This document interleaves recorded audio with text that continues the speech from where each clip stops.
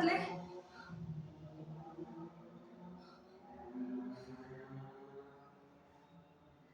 हो, मीच त्याला ते कानातले दिले. खूप गरज होती हो त्याला. तळमळत होता तो. मला नाही पावलं गेलं. मला दया आली त्याची. आणि आणि आपल्याकडे एवढं आहे.